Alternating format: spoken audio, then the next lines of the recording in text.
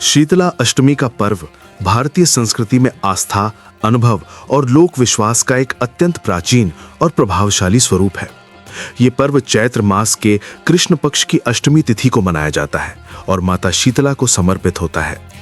माता शीतला को रोगों को शांत करने वाली, ताप और ज्वर को हरने वाली तथा शरीर और मन को शीतलता प्रदान करने वाली देवी माना गया है। भारतीय जनमानस में उनका स्थान केवल देवी के रूप में ही नहीं, बल्कि एक ऐसी शक्ति के रूप में है जो जीवन को संतुलन, संयम और शुद्धता की ओर ले जाती है। शीतला अष्टमी का महत्व केवल पूजा पाठ तक सीमित नहीं है, बल्कि ये पर्व जीवन पद्धति, खान पान, स्वच्छता और प्रकृति के साथ सामंजस्य का गहरा संदेश देता है। प्राचीन काल में जब आधुनिक चिकित्सा उपलब्ध नहीं थी, तब संक्रामक रोगों जैसे चेचक, खसरा, फोड़े फुंसियां और ज्वर समाज के लिए भय का कारण बनते थे। ऐसे समय में माता शीतला की आराधना ने लोगों को मानसिक संबल, अनुशासन और रोग निवारण की दिशा दी। ये पर्व रोगों के प्रति भय नहीं, बल्कि संयम और श्रद्धा से उनका सामना करने की प्रेरणा देता है। माता शीतला का स्वरूप स्वयं में गहरा प्रतीक है। उन्हें गधे पर विराजमान, हाथ में झाड़ू, कलश और नीम की पत्तियां लिए हुए दर्शाया जाता है। ये रूप बताता है कि वे केवल रोग हरने वाली देवी नहीं, बल्कि स्वच्छता, शुद्धता और प्राकृतिक चिकित्सा की अधिष्ठात्री शक्ति हैं।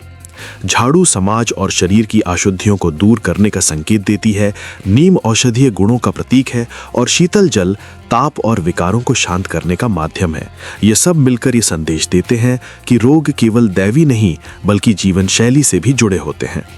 शीतला अष्टमी के दिन बासी भोजन ग्रहण करने की परंपरा विशेष महत्व रखती है। इस दिन चूल्हा नहीं जलाया जाता और एक दिन पहले बना हुआ भोजन ही सेवन किया जाता है। ये परंपरा बाहरी रूप से साधारण लगती है, लेकिन इसके पीछे गहरी जीवन दृष्टि छिपी है। ये शरीर को विश्राम देने, अग्नि को शांत रखने और ताप से बचाने का एक उपाय है। साथ ही ये संयम, संतुलन और प्रकृति के नियमों के अनुरूप जीवन जीने का संदेश देती है। ये पर्व बताता है कि हर दिन भोग नहीं, कभी कभी विराम भी आवश्यक है। शीतला अष्टमी का संबंध शीतलता से है, केवल शरीर की नहीं, बल्कि मन और व्यवहार की भी। ये पर्व क्रोध, उत्तेजना और असंयम से दूर रहने की प्रेरणा देता है। माना जाता है कि माता शीतला शीतल स्वभाव वालों पर विशेष कृपा करती है। इसलिए इस दिन व्रती व्यक्ति संयमित भाषा, शांत आचरण और सरल जीवन अपनाने का प्रयास करता है। ये आंतरिक शुद्धता ही माता की वास्तविक पूजा मानी जाती है। लोक विश्वास में माता शीतला को बच्चों की रक्षक माना गया है। विशेष रूप से माताएं इस व्रत को अपनी संतानों की रक्षा और स्वास्थ्य के लिए करती हैं। ये परंपरा माँ और संतान के बीच के भावात्मक संबंध को और गहरा करती है। जब माँ उपवास करती है, पूजा करती है और प्रार्थना करती है, तो उसमें केवल धार्मिक भावना नहीं, बल्कि करुणा, चिंता और प्रेम समाहित होता है। यही भाव माता शीतला की उपासना को जीवंत बनाता है। शीतला अष्टमी सामाजिक दृष्टि से भी महत्वपूर्ण पर्व है। इस दिन लोग स्वच्छता पर विशेष ध्यान देते हैं, घर आंगन साफ करते हैं और रोगग्रस्त लोगों के प्रति सहानुभूति रखते हैं। ये पर्व समाज को ये सिखाता है कि रोगी व्यक्ति को अलग थलग नहीं करना चाहिए, बल्कि करुणा और समझ के साथ उसका साथ देना चाहिए। माता शीतला की पूजा का मूल भाव भय नहीं, बल्कि स्वीकार और संतुलन है। ये पर्व हमें प्रकृति के साथ हमारे संबंध की भी याद दिलाता है। शीतलता, जल, नीम, स्वच्छ वातावरण, ये सभी प्राकृतिक तत्व माता शीतला के प्रतीक हैं। इसका अर्थ है कि यदि मानव प्रकृति के नियमों का पालन करे, स्वच्छता रखे और संयमित जीवन जिए, तो अनेक रोग स्वयं दूर हो सकते हैं। शीतला अष्टमी इस प्राकृतिक ज्ञान को लोक परंपरा के रूप में पीढ़ी दर पीढ़ी आगे बढ़ाती है। शीतला अष्टमी का आध्यात्मिक महत्व भी गहरा है। रोग केवल शरीर का नहीं, मन और चेतना भी रोगग्रस्त हो सकती है। अहंकार, क्रोध, लोभ और असंतोष भी ताप की तरह मन को जला देते हैं। माता शीतला की आराधना इन मानसिक तापों को शांत करने का प्रतीक है। ये पर्व आत्मसंयम, विनम्रता और संतोष की साधना का अवसर प्रदान करता है। ग्रामीण भारत में शीतला अष्टमी का विशेष स्थान रहा है। लोक गीतों, कथाओं और परंपराओं में माता शीतला को जीवन का अभिन्न हिस्सा माना गया है। ये पर्व केवल मंदिरों तक ही सीमित नहीं, बल्कि घर घर की आस्था का विषय रहा है। पीढ़ियों से चली आ रही ये परंपरा बताती है कि भारतीय संस्कृति ने स्वास्थ्य और धर्म को कभी अलग नहीं माना। समय के साथ चिकित्सा विज्ञान ने प्रगति की है, लेकिन शीतला अष्टमी का महत्व आज भी समाप्त नहीं हुआ है।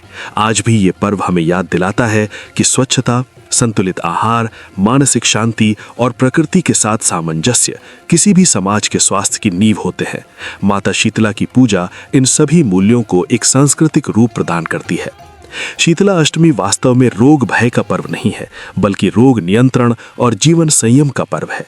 यह हमें सिखाता है कि जीवन केवल भोग नहीं बल्कि विवेक भी है। ये पर्व शीतलता को केवल मौसम या भोजन से नहीं बल्कि विचार और व्यवहार से जोड़ता है। माता शीतला की आराधना का सार यही है कि जब जीवन में संतुलन होता है तभी स्वास्थ्य, शांति और समृद्धि संभव होती है। अंततः शीतला अष्टमी भारतीय लोक धर्म की उस गहरी समझ को दर्शाती है जहां देवी केवल पूज्य नहीं बल्कि जीवन मार्गदर्शक होती हैं। माता शीतला हमें सिखाती हैं कि शुद्धता, संयम, करुणा और प्रकृति सम्मान ही सच्ची रक्षा है। यह माता शीतला भारतीय लोक आस्था और सनातन परंपरा की एक अत्यंत करुणामयी, रहस्यमयी और लोक मंगलकारी देवी हैं। उनका नाम सुनते ही मन में शीतलता, भय, श्रद्धा और विश्वास तीनों भाव एक साथ जाग उठते हैं। वे केवल एक देवी नहीं बल्कि रोग और आरोग्य, दंड और दया, भय और रक्षा, इन सब का संतुलन है। उनका दिव्य स्वरूप हमें जीवन के उस सत्य से परिचित कराता है जहां पीड़ा भी शिक्षा है और कृपा भी अनुशासन। माता शीतला गधे पर विराजमान होती हैं। गधा साधारणता, धैर्य और सेवा का प्रतीक माना जाता है। ये दर्शाता है कि माता का कार्य आडंबर में नहीं बल्कि सामान्य जनजीवन में है। वे राजमहलों या स्वर्ण सिंहासनों में नहीं बल्कि गांवों, गलियों और घर आंगनों में बसते हैं। गधे पर उनका विराजमान होना ये संदेश देता है कि रोग और पीड़ा किसी भेदभाव को नहीं देखते। वे राजा और रंक दोनों के लिए समान होते हैं। माता शीतला सबके लिए समान रूप से उपस्थित है। माता के चारों हाथों में धारण किए गए प्रतीक अत्यंत अर्थपूर्ण है। उनके एक हाथ में झाड़ू है। झाड़ू केवल सफाई का साधन नहीं बल्कि रोगों, अशुद्धियों और नकारात्मकता को दूर करने का प्रतीक है। ये बताता है कि माता शीतला जब क्रोधित होती हैं तो रोग देती हैं, पर जब प्रसन्न होती हैं तो उन्हीं रोगों को अपने झाड़ू से बुहार कर दूर भी कर देती हैं। झाड़ू ये सिखाती है कि स्वच्छता केवल शरीर की नहीं, विचारों और जीवन शैली की भी आवश्यक है। दूसरे हाथ में नीम की पत्तियां हैं। नीम भारतीय संस्कृति में औषधि, शुद्धता और जीवन रक्षा का प्रतीक है। नीम का कड़वापन ये बताता है कि उपचार हमेशा मधुर नहीं होता, कभी-कभी कड़वाहट भी आवश्यक होती है। माता शीतला के हाथों में नीम ये संकेत देता है कि प्रकृति में ही रोगों का उपचार छिपा है। जो व्यक्ति प्रकृति के नियमों का पालन करता है, संयमित जीवन जीता है, उसे माता की विशेष कृपा प्राप्त होती है। माता के एक हाथ में कलश शोभायमान रहता है। कलश जीवन, अमृत और निरंतरता का प्रतीक है। ये बताता है कि माता केवल रोग देने वाली नहीं बल्कि जीवन की रक्षा करने वाली भी है। कलश में भरा जल जीवन का आधार है। माता शीतला ये संदेश देती हैं कि जीवन तभी सुरक्षित रह सकता है जब मनुष्य संतुलन, स्वच्छता और श्रद्धा के मार्ग पर चले। माता के एक अन्य हाथ में सूप होता है। सूप अनाज को छानने का उपकरण है जिसमें व्यर्थ तत्व अलग हो जाते हैं और उपयोगी अंश बचा रहता है। ये प्रतीक बताता है कि माता शीतला मनुष्य के जीवन से भी अशुद्ध, अवांछित और अहंकारी तत्वों को अलग कर देती हैं। जो अहंकार, लापरवाही और अज्ञान में डूबा रहता है उसे माता रोग के माध्यम से चेतावनी देती हैं ताकि वो अपने जीवन को शुद्ध कर सके। माता शीतला का स्वरूप हमें ये गूढ़ सत्य सिखाता है कि रोग केवल दंड नहीं बल्कि चेतावनी और सुधार का अवसर भी है। वे रोग देती हैं ताकि मनुष्य अपने कर्मों, आहार विहार और जीवन शैली पर विचार करे। वे रक्षा करती हैं ताकि मनुष्य ये समझ सके कि श्रद्धा, संयम और भक्ति से जीवन में संतुलन बना रहता है। माता शीतला की पूजा विशेष रूप से शीतला अष्टमी को की जाती है। इस दिन बासी भोजन का भोग लगाया जाता है। ये परंपरा केवल धार्मिक नहीं बल्कि स्वास्थ्य से भी जुड़ी हुई है। ये दर्शाता है कि माता शीतला उष्णता को शांत करने वाली हैं और शरीर को शीतल रखने का संदेश देती हैं। ये भी सिखाया जाता है कि जीवन में अति से बचना चाहिए, चाहे वो भोजन हो, आचरण हो या इच्छाएं। माता शीतला की भक्ति लोक जीवन में गहराई से रची बसी है। गांव में उन्हें घर की रक्षक माना जाता है। जब बच्चे रोगग्रस्त होते हैं, माएं माता शीतला को स्मरण करती हैं। ये स्मरण भय से नहीं बल्कि विश्वास से होता है। ये विश्वास कि माता कठोर होकर भी करुणामयी है। उनका स्वरूप ये भी सिखाता है कि जीवन में संतुलन आवश्यक है। यदि मनुष्य प्रकृति के नियमों की उपेक्षा करेगा, स्वच्छता और संयम को त्यागेगा, तो रोग रूपी परिणाम सामने आएंगे। पर यदि वो श्रद्धा, अनुशासन और सरलता को अपनाएगा, तो वही माता शीतला उसकी रक्षक बन जाएंगी। माता शीतला का स्वरूप भय और विश्वास के बीच सेतु है। वे ये नहीं कहती कि रोग से डरना चाहिए, बल्कि ये सिखाती हैं कि रोग से सीखना चाहिए। उनका झाड़ू हमें सुधार की ओर प्रेरित करता है, नीम हमें संयम सिखाता है, कलश हमें जीवन की महत्ता समझाता है और सूप हमें आत्मशुद्धि का मार्ग दिखाता है। इस प्रकार माता शीतला का दिव्य स्वरूप केवल एक मूर्ति या चित्र नहीं, बल्कि जीवन दर्शन है। ये दर्शन सिखाता है कि जीवन में सुख और दुख दोनों आवश्यक है। रोग और आरोग्य दोनों ईश्वर की लीला है। जो इस लीला को समझ लेता है, वही सच्चे अर्थों में माता शीतला की कृपा का पात्र बनता है। माता शीतला हमें यह भी याद दिलाती हैं कि ईश्वर हमेशा हमारे पक्ष में होते हैं, पर वो हमें अनुशासन के बिना नहीं अपनाते। वे पहले हमें चेतावनी देते हैं, फिर सुधार का अवसर देते हैं और अंत में रक्षा करते हैं। यही माता शीतला का सत्य, उनका रहस्य और उनका दिव्य स्वरूप है। एक समय की बात है, एक समृद्ध नगर था जहां धन, वैभव और जनसंख्या की कोई कमी नहीं थी। ऊंचे भवन, चहल पहल भरे बाजार और आत्मविश्वास से भरे लोग उस नगर की पहचान थे। पर इस समृद्धि के साथ साथ उनके मन में धीरे धीरे अहंकार घर कर गया था। लोगों को लगने लगा था कि वे स्वयं ही सर्वशक्तिमान हैं। उन्हें किसी देवी देवता की आवश्यकता नहीं। न पूजा पाठ रहा, न श्रद्धा, न विनम्रता। जीवन केवल भोग, सुविधा और दिखावे तक सिमट गया था। स्वच्छता, जो कभी उनके पूर्वजों का संस्कार थी, अब उपेक्षा का विषय बन चुकी थी। गलियां गंदगी से भरी रहती, जल स्रोत दूषित हो चुके थे, घरों के आसपास कूड़ा जमा रहता, पर किसी को चिंता नहीं थी। सब अपने अपने अहंकार में डूबे थे। वे सोचते थे कि रोग, दुख और संकट केवल कमजोरों के लिए होते हैं, उनके लिए नहीं। नगर की स्थिति को माता शीतला देख रही थी। माता शीतला, जो रोगों की अधिष्ठात्री देवी हैं, करुणा की साक्षात प्रतिमा है। उनका स्वभाव दंड देना नहीं, चेताना है। वे पहले संकेत देती हैं, अवसर देती हैं कि मनुष्य स्वयं सुधर जाए। उन्होंने भी नगरवासियों को अनेक प्रकार से संकेत दिए, कभी स्वप्नों में, कभी साधुओं के उपदेशों के माध्यम से, कभी छोटे छोटे कष्टों के रूप में। पर अहंकार में डूबे लोगों ने उन संकेतों को अनदेखा कर दिया। जब चेतावनियां व्यर्थ जाने लगीं, तब माता शीतला ने कठोर मार्ग अपनाया। उन्होंने नगर में रोगों का प्रकोप फैला दिया, ताकि लोग जागें, अपने कर्मों पर विचार करें और अपनी भूल समझें। पहले हल्का ज्वर फैला, फिर बच्चों में फुंसियां और बुखार होने लगे। लोग इसे सामान्य मानकर टालते रहे, पर धीरे धीरे रोग ने विकराल रूप धारण कर लिया।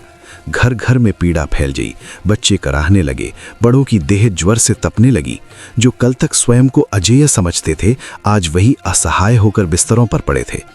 नगर में भय का वातावरण छा गया। हंसी खुशी से भरे घरों में अब सन्नाटा था। गलियों में शोर नहीं, केवल करुण क्रंदन सुनाई देता था। लोग एक दूसरे को दोष देने लगे। कोई जल को कोसता, कोई हवा को, कोई समय को, पर कोई अपने भीतर झांकने को तैयार नहीं था। वैद्य और उपचार सब असफल होने लगे। औषधियां काम नहीं कर रही थीं। तब पहली बार नगरवासियों के मन में ये विचार आया कि शायद ये केवल शारीरिक रोग नहीं, बल्कि किसी दैवी चेतावनी का परिणाम है। कुछ वृद्ध जन, जिन्होंने पुराने समय को देखा था, आगे आए। उन्होंने कहा कि ये माता शीतला का संकेत हो सकता है। उन्होंने स्मरण कराया कि माता स्वच्छता, संयम और श्रद्धा की देवी हैं। जहां गंदगी, अहंकार और उपेक्षा होती है, वहां रोग रूप में चेतावनी आती है। पहले तो लोगों ने उनकी बातों पर विश्वास नहीं किया, पर जब पीड़ा असहनीय होने लगी, तब अहंकार की दीवारें टूटने लगी। नगर के प्रमुख एकत्र हुए। वे पहली बार भयभीत थे। उनके स्वर में अब गर्व नहीं, विनय थी।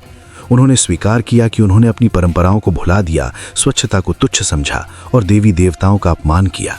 ये स्वीकार ही परिवर्तन की पहली सीढ़ी था। धीरे धीरे नगर में परिवर्तन शुरू हुआ। लोगों ने अपने घरों और गलियों की सफाई करनी आरंभ की।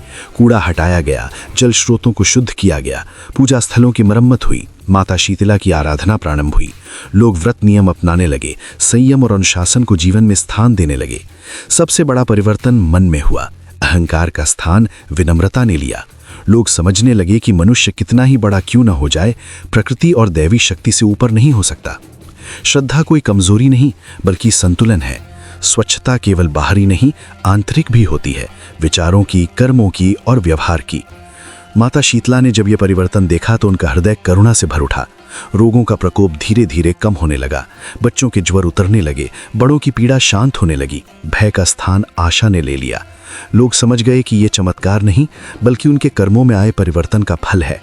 नगर पुनः जीवंत होने लगा, पर अब वो पहले जैसा नहीं था। वहां समृद्धि के साथ साथ विनय भी थी। लोगों ने यह अनुभव कर लिया था कि रोग केवल दंड नहीं, संदेश भी होते हैं। वे चेताते हैं, झकझोरते हैं और सही मार्ग की ओर मोड़ते हैं। माता शीतला की कथा पीढ़ी दर पीढ़ी उस नगर में कही जाने लगी। बच्चों को सिखाया जाने लगा कि स्वच्छता, श्रद्धा और संयम जीवन के मूल आधार हैं। ये भी सिखाया गया कि अहंकार सबसे बड़ा रोग है और विनम्रता सबसे बड़ी औषधि। इस प्रकार रोगों का प्रकोप केवल विनाश का कारण नहीं बना बल्कि नवजीवन का द्वार खोल गया। माता शीतला ने दंड देकर नहीं, चेतावनी देकर नगर को सुधारा और नगरवासियों ने पीड़ा से सीख लेकर अपने जीवन की दिशा बदली। एक समय की बात है, एक समृद्ध नगर था जहां धन, वैभव और जनसंख्या की कोई कमी नहीं थी। ऊंचे भवन, चहल पहल भरे बाजार और आत्मविश्वास से भरे लोग उस नगर की पहचान थे। पर इस समृद्धि के साथ साथ उनके मन में धीरे धीरे अहंकार घर कर गया था। लोगों को लगने लगा था कि वे स्वयं ही सर्वशक्तिमान हैं, उन्हें किसी देवी देवता की आवश्यकता नहीं। न पूजा पाठ रहा, न श्रद्धा, न विनम्रता। जीवन केवल भोग, सुविधा और दिखावे तक सिमट गया था। स्वच्छता, जो कभी उनके पूर्वजों का संस्कार थी, अब उपेक्षा का विषय बन चुकी थी। गलियां गंदगी से भरी रहती, जल स्रोत दूषित हो चुके थे, घरों के आसपास कूड़ा जमा रहता, पर किसी को चिंता नहीं थी। सब अपने अपने अहंकार में डूबे थे। वे सोचते थे कि रोग, दुख और संकट केवल कमजोरों के लिए होते हैं, उनके लिए नहीं। नगर की स्थिति को माता शीतला देख रही थी। माता शीतला, जो रोगों की अधिष्ठात्री देवी हैं, करुणा की साक्षात प्रतिमा है। उनका स्वभाव दंड देना नहीं, चेताना है। वे पहले संकेत देती हैं, अवसर देती हैं कि मनुष्य स्वयं सुधर जाए। उन्होंने भी नगरवासियों को अनेक प्रकार से संकेत दिए, कभी स्वप्नों में, कभी साधुओं के उपदेशों के माध्यम से, कभी छोटे छोटे कष्टों के रूप में। पर अहंकार में डूबे लोगों ने उन संकेतों को अनदेखा कर दिया। जब चेतावनियां व्यर्थ जाने लगीं, तब माता शीतला ने कठोर मार्ग अपनाया। उन्होंने नगर में रोगों का प्रकोप फैला दिया ताकि लोग जागें, अपने कर्मों पर विचार करें और अपनी भूल समझें। पहले हल्का ज्वर फैला, फिर बच्चों में फुंसियां और बुखार होने लगे। लोग इसे सामान्य मानकर टालते रहे, पर धीरे धीरे रोग ने विकराल रूप धारण कर लिया। घर घर में पीड़ा फैल गई, बच्चे कराहने लगे, बड़ों की देह ज्वर से तपने लगी। जो कल तक स्वयं को अजेय समझते थे, आज वही असहाय होकर बिस्तरों पर पड़े थे। नगर में भय का वातावरण छा गया। हंसी खुशी से भरे घरों में अब सन्नाटा था। गलियों में शोर नहीं, केवल करुण क्रंदन सुनाई देता था।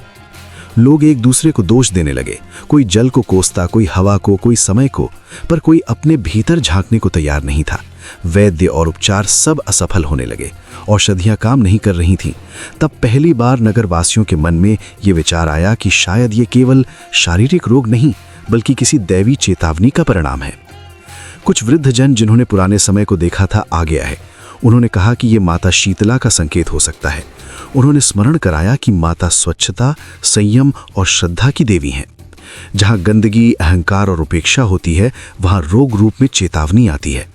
पहले तो लोगों ने उनकी बातों पर विश्वास नहीं किया, पर जब पीड़ा असहनीय होने लगी तब अहंकार की दीवारें टूटने लगी। नगर के प्रमुख एकत्र हुए। वे पहली बार भयभीत थे। उनके स्वर में अब गर्व नहीं, विनय थी। उन्होंने स्वीकार किया कि उन्होंने अपनी परंपराओं को भुला दिया, स्वच्छता को तुच्छ समझा और देवी देवताओं का अपमान किया। यह स्वीकार ही परिवर्तन की पहली सीढ़ी था। धीरे धीरे नगर में परिवर्तन शुरू हुआ।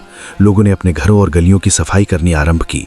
कूड़ा हटाया गया, जल स्रोतों को शुद्ध किया गया, पूजा स्थलों की मरम्मत हुई, माता शीतला की आराधना प्रारंभ हुई।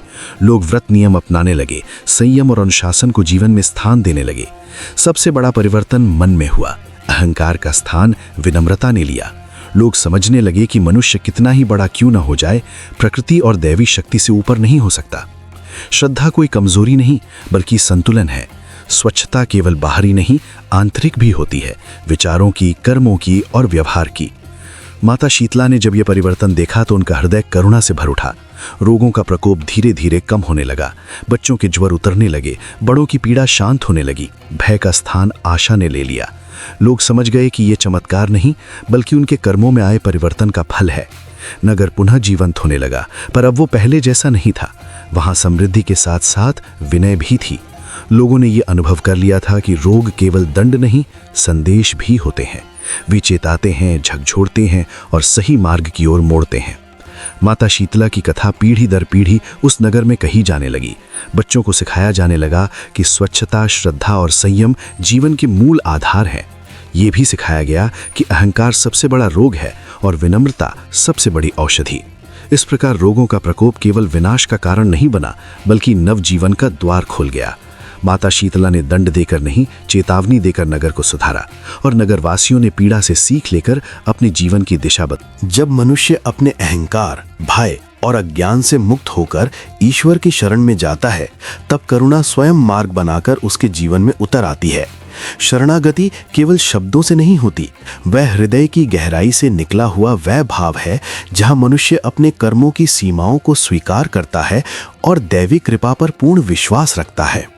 माता शीतला की कथा इसी शरणागति और उसके फल का जीवंत उदाहरण है। प्राचीन काल में एक नगर था जहां लोग अपने जीवन में सुख सुविधाओं में मग्न हो गए थे। जब तक सब कुछ अनुकूल था, तब तक श्रद्धा और स्मरण बना रहा। पर जैसे ही विपत्ति आई, लोगों के मन में भय और व्याकुलता ने स्थान ले लिया। नगर में भयंकर रोग फैल गया। बच्चे, युवा, वृद्ध, कोई भी उससे अछूता नहीं रहा।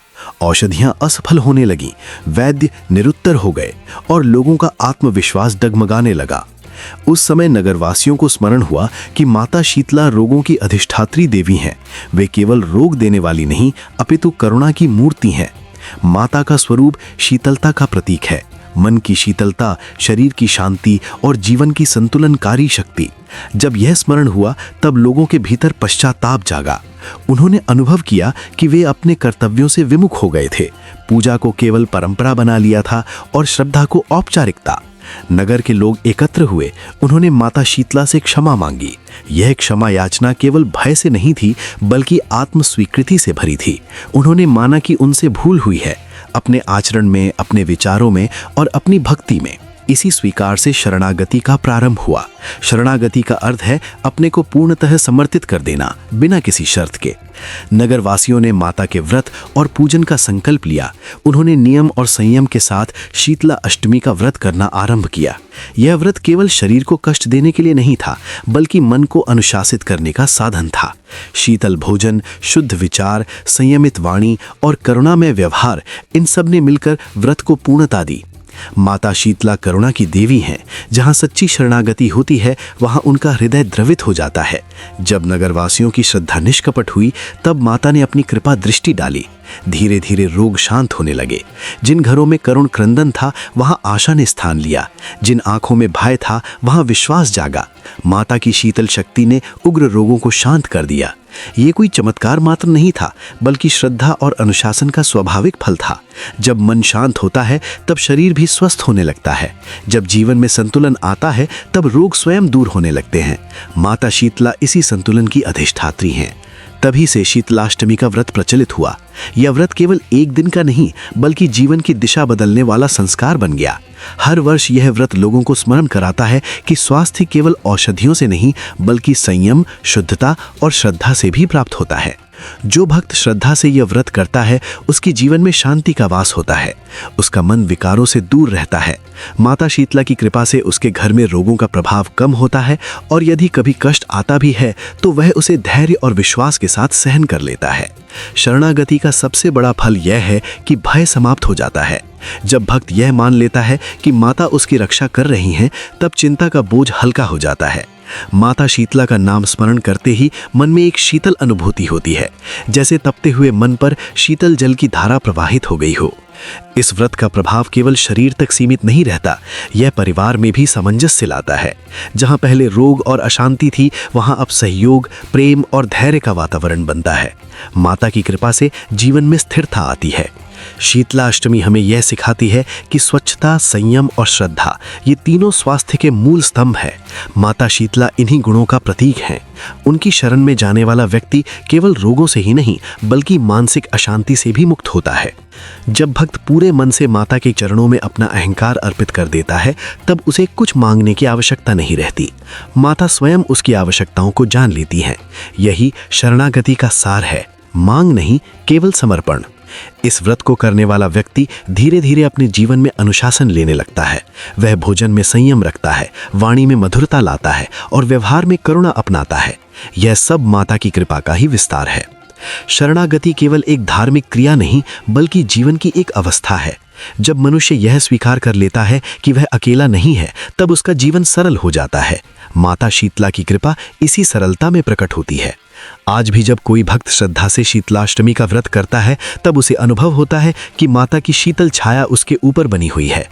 रोग भयभीत होकर दूर रहते हैं और जीवन में सुख शांति का संचार होता है। अंततः यह कथा हमें यही संदेश देती है कि शरणागति का फल अवश्य मिलता है। माता शीतला की करुणा असीम है। जो भक्त विनम्र होकर उनकी शरण में जाता है, उसके जीवन से रोग, भय और अशांति स्वयं विदा ले लेते हैं। शीतलाष्टमी का व्रत इसी विश्वास और इसी कृपा का जीवंत प्रमाण है।